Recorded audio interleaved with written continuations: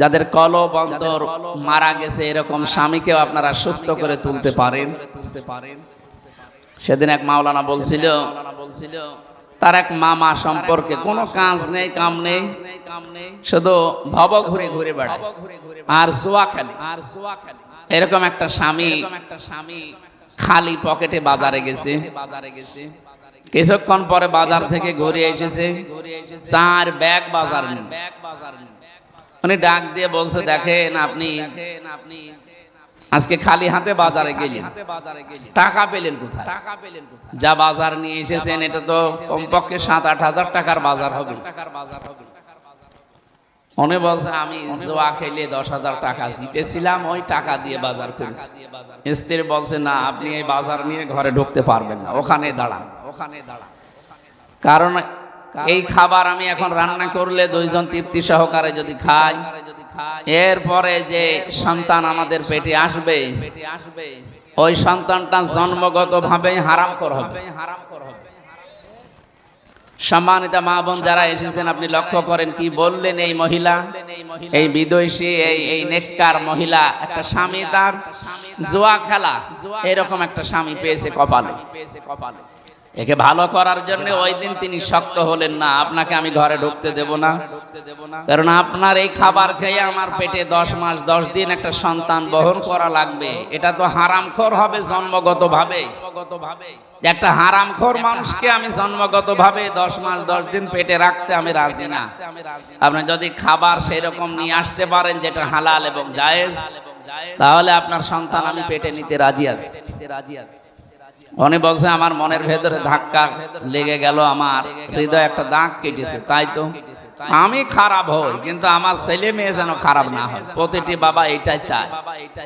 শেষ পর্যন্ত বাজারগুলো ওই দিন আর রান্নাই করেনি, সব বিভিন্ন গরিব দুঃখীকে দান করে দিয়েছে।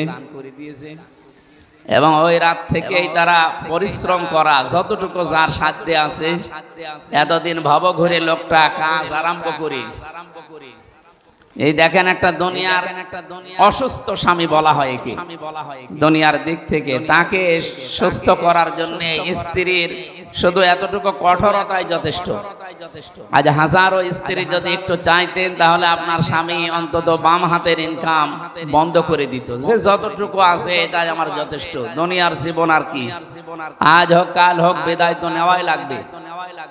এই জন্য আপনাদেরকে আমি আহ্বান জানাচ্ছি, সূরা আহজাবের যে আয়াত আমরা পড়লাম, বিশ্বনবী মুহাম্মদুর রাসূলুল্লাহ তার স্ত্রীদেরকে ডাক দিয়ে বললেন, ইয়া আইয়ুহান নাবিয়্যু, আল্লাহ পাক বলেন, হে নবী, কুল্লি আজওয়াজিকা, আপনি আপনার স্ত্রীদেরকে বলেন, ইন কুনতুন্না তুরিদনাল হায়াতাদ দুনিয়া ওয়া যিনাতাহা, তোমরা যদি দুনিয়ার সাজসজ্জা, দুনিয়ার আনন্দ ফুর্তি, দুনিয়ায় খাওয়া পরা এগুলোই যদি চাও, ফামা ফাতা আলাইনা উমাত্তিউকুন্না, এইটা নিয়েই যদি তোমাদের কাছে মুখ্য বিষয় হয়, তাহলে এইগুলোর জন্য আমি তোমাদের ছাড় দেই, তার মানে তোমাদের আমি তালাক দিয়ে দেই, তোমাদের আমি মুক্ত করি, তালাক দিয়ে দেই, তোমরা অন্য কোনো জায়গায় সংসার করে আরামে থাকো, আমার দ্বারা দুনিয়ার এই বিষয়ে সাজসজ্জা, খাওয়া দাওয়া, আনন্দ ফুর্তি নিয়ে বেঁচে থাকা সম্ভব না। আমি চাই, কিন্তু এইটাই যেন আমার মুখ্য উদ্দেশ্য হয়ে না যায়, আমি এইটা চাই না। সুতরাং এরকম যদি কেউ আমার কাছে চায়, তাহলে সে যেন আমার থেকে মুক্তি নিয়ে নেয়। আও সাররিহকুন্না সারাহান জামিলা, যদি পৃথিবীর সৌন্দর্য তোমাদের কাছে ভালো লেগে থাকে, আমি যে আখিরাতের জান্নাতের ঘরের সংবাদ জানি, এটা তোমরা কি এখনো পর্যন্ত কেউ জানো না? আল্লাহ এমন ভাবে জান্নাতটা বানিয়েছে, যার কথা কোনো কানে শোনে নাই, কোনো চোখে দেখে নাই, কোনো মানুষের হৃদয়ে কোনো দিনের কল্পনাও উদয় হয় নাই। সুবহানাল্লাহ। সম্মানিত মা বোনেরা, নবী নিজে তার স্ত্রীদেরকে যদি কথা বলতে পারেন, আমরা যারা উম্মত আছি আমাদেরকে কত অ্যাক্টিভ হওয়া লাগবে কথাটা মেনে নেওয়ার জন্য। এই জন্য আহ্বান জানাচ্ছি, স্বামীর যতটুকু বৈধ ইনকাম আছে ওইটার উপরে যদি নিজের চাহিদাকে আপনি নিয়ন্ত্রণ করতে পারেন, আপনার প্রতি আল্লাহর আরো খুশি হয়ে যাবে। বাংলাদেশের সর্বশ্রেষ্ঠ ধনী যে ছিল এই যে দরবেশ, এখন জেলখানায় আছে। তার যে উপায় ছিল, বৈধ হোক অবৈধ হোক, এই অবৈধ ইনকামের কারণে তার স্ত্রীর যে চাহিদা, এখন যদি আপনি বলেন যে আমারও ওই রকম লাগবে, না, আপনার স্ত্রী, আপনি স্ত্রী হিসাবে আপনার স্বামী যতটুকু উপায় করে, যতটুকু ইনকাম করে, যদি জায়েজ পন্থায় সে থাকে, তাকে আপনি আরো সাহায্য করবেন, ধন্যবাদ জানাবেন, শুকরিয়া জানাবেন, আর বলবেন স্বামী আমার যতটুকু আল্লাহ যা দিয়েছে এই ইনকামের ভেতরে আমি আমার চাহিদাকে নিয়ন্ত্রণ করে রাখবো। আপনি জান্নাতে যাওয়ার একটা সার্টিফিকেট পেয়ে গেলেন। সুবহানাল্লাহ, সুবহানাল্লাহ। এজন্য আশা করব আপনারা আপনাদের স্বামীকে কন্ট্রোল করার জন্য শুধু দুনিয়ার এই বিষয়টাতে একটু ছাড় দেওয়ার মন মানসিকতা তৈরি করেন, যে যেখানে আছেন ওই জায়গা থেকে আখেরাত যেটা আমার আল্লাহ অবশ্যই তৈরি করে দেবে, যদি মেয়েদের ভেতরে 4টা গুণ পাওয়া যায়। এক নাম্বার, ইদা নাজারা আনহা সাররাতুহু, স্বামী যখন আপনার দিকে তাকাবে, স্বামীকে আপনি আনন্দ দেবেন। বাইরে থেকে কর্মজীবন শেষ করে একটা স্বামী যখন বাইরে থেকে আসে, স্ত্রীর সবচাইতে বড় দায়িত্ব হয়ে পড়ে সংসারের যত কাজ থাক, যত গুরুত্বপূর্ণ বিষয় আপনার হাতে থাক, সব মাইনাস করে স্বামীর সামনে যাওয়া। আজ হাজারো স্ত্রীর ভেতরে এই গুণটা পাওয়া যায় না। এই কারণে বহু পুরুষ মানুষ এরা খাপা ঘোড়ার মতো, এ কারণে অন্য জায়গায় দেখা যাচ্ছে পরকীয়া প্রেমে লিপ্ত হয়। নাউযুবিল্লাহি মিন যালিক। সম্মানিত মা বোনেরা মনে আসতে পারে, এ আবার কি এতটুকুর জন্য লাইন করবে? মানুষের ভেতরে আল্লাহ যে চাহিদাগুলো দিয়েছে তার ভেতরে এটা অন্যতম। যায়্যানা লিন-নাসি হুব্বুশ শাহাওয়াতি মিনান নিসা, পৃথিবীতে আল্লাহ আকর্ষণ তৈরি করে দিয়েছে এই পৃথিবীর যত সম্পদ আছে তার ভেতরে 1 নম্বরে নারীর প্রতি। এই জন্য আপনারা পারেন সবকিছু, আপনাকে আল্লাহ ওই সম্পদগুলো দিয়েছেন।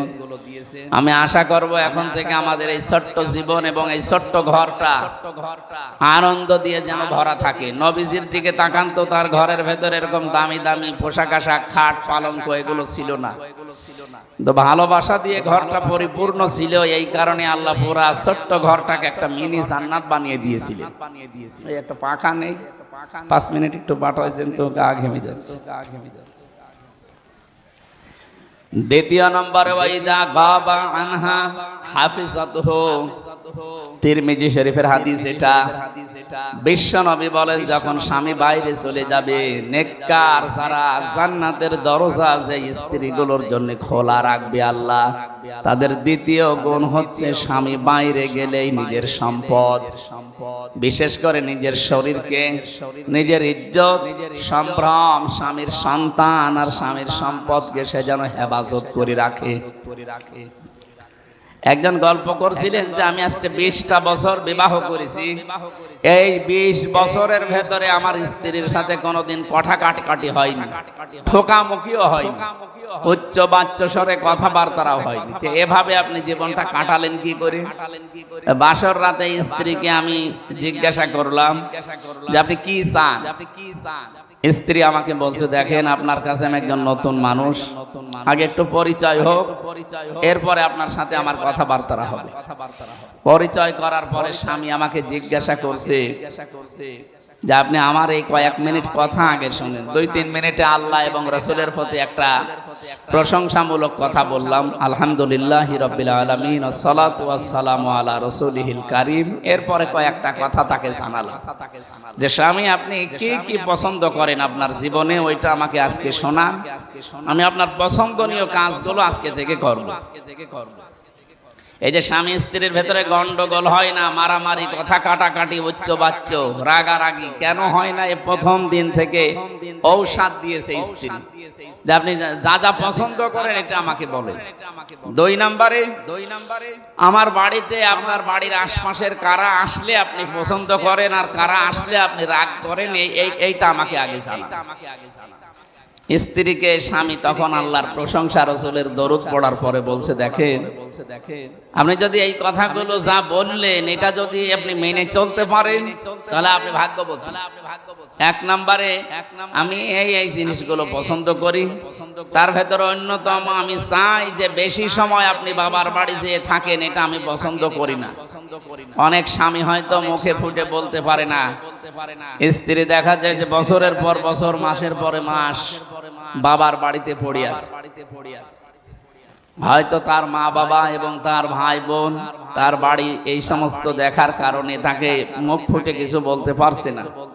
এটা কিন্তু স্বামীর কাছে অসহ্য একটা বিষয়। সম্মানিত মা বোনেরা, যেহেতু স্বামী স্ত্রীর সম্পর্ক শুধু দুনিয়ায় শেষ না, এটা কিয়ামতের পরেও শেষ হবে না।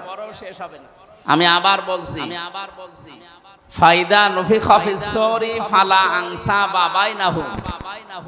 সিংগায় ফুৎকার দেওয়ার পরে যত রকমের সম্পর্ক আছে সব সম্পর্ক কাট হয়ে যাবে, শুধু স্বামী স্ত্রীর সম্পর্কটা শেষ হবে না, এটা কিয়ামতের পরেও থাকবে।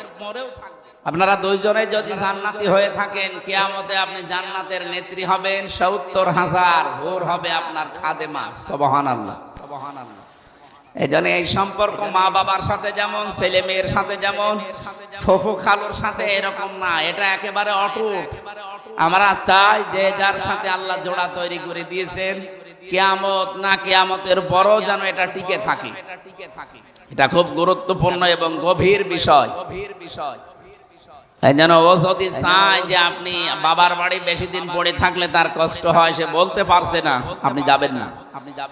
স্বামী বলছে আমি চাই আপনার মা বাবা এবং আপনার ভাই বোন আত্মীয় স্বজন যারা আছে তাদের সাথে সম্পর্ক থাক, কিন্তু আমি বেশি ওখানে যাওয়া পছন্দ করি না। ঠিক আছে, এটা আমি মেনে নিলাম। 2 নম্বর, আমার বাড়ির আশপাশে এই মানুষগুলো সজ্জন এবং তারা চরিত্রবান, এরা যদি আসে আমার অসুবিধা নেই, কিন্তু এই যে এই মানুষগুলোর নাম বলে গেলাম, এরা যেন আমার আশপাশে বাড়িতে না আসে, কারণ এদের চরিত্র ভালো না। নবীজি বলেন আল্লাহ সবচাইতে বেশি ঘৃণা করেন ওই নারীর প্রতি, ওই পুরুষের প্রতি যে পুরুষ তার প্রতিবেশীর স্ত্রীর সাথে ব্যভিচারে লিপ্ত হয়, লাইন করে, পরকিয়া করে, এই মানুষটার প্রতি আল্লাহর আরশ পর্যন্ত কাঁপতে থাকে। নাউজুবিল্লাহ। ওই মহিলাকে আল্লাহ সবচাইতে বেশি ঘৃণা করে যে বাড়ির আশপাশে এবং দেবরের সাথে খোলামেলা ভাবে চলে। অনেকে মনে করে দেবর আমার ছোট ভাইয়ের মতো। কে বলেছে আপনাকে? বিশ্ব নবী জানিয়েছেন দেবর হচ্ছে স্ত্রীর যারা ভাবি আছে তাদের জন্য এটা একেবারে মরণের মতো। মরণ দেখলে মানুষ যেমন ভয় পায়, দেবর দেখলে যেন এরকম ভয় পায়। অথচ আজ এটা ছোট ভাই মনে করে শেষে দেবরের সাথে অনেকে চলে যায়। সুবহানাল্লাহ, নাউজুবিল্লাহ, নাউজুবিল্লাহ। আল্লাহ আমাদেরকে যেন এই পাপ থেকে হেফাজত করেন। আল্লাহর কাছে আপনি ঘৃণিত হয়ে যাচ্ছেন, নিকৃষ্ট হয়ে যাচ্ছেন, আর কিয়ামতে আপনার এই আকৃতি আর থাকবে না। যত সুন্দর করে ফ্রেশ ওয়াশ বা বিভিন্ন জিনিস আপনারা দেন, যা একটা কিছু দিয়ে আকৃতি ঠিক রাখা যাবে না। যদি আপনার চরিত্র স্বামী বাড়ি থেকে চলে গেলেই খারাপ হয়ে যায়, স্বামী বাড়ি আসলে মনে হয় ফেরেশতা হয়ে গেছে, বাইরে চলে গেলে ওর চরিত্রটা আবার প্রকাশ পায়, এত খারাপ, এত নিকৃষ্ট। যাদেরকে স্বামী পছন্দ করে না তাদেরকে ও ঘরে নিয়ে আসে, তাদের সাথে মোবাইলে গল্প করে। এটা হারাম, হারাম এবং হারাম। এটার কারণে আজ হাজার হাজার পরিবার, এটা তো শহর এলাকা, রাজধানীর বুকে আছে হাজার হাজার পরিবার। আমি অনেকের খোঁজ খবর জানি, বড় বড় মানুষের সাথে আমি মিশেছি। বাংলাদেশে যারা 10 জন ধনী তার 5 জনের সাথে আমার মিল আছে। এদেশে আকিস গ্রুপের উপরে ধনী আছে, আর রংধনু গ্রুপের উপরে ধনী আছে। এদের সাথে আমি মিশে দেখেছি এই মানুষগুলোর পরিবারের শান্তির কি অবস্থা। এদের টাকা পয়সা, অর্থ সম্পদ, বাড়ি গাড়ি, মিল ফ্যাক্টরির অভাব নেই।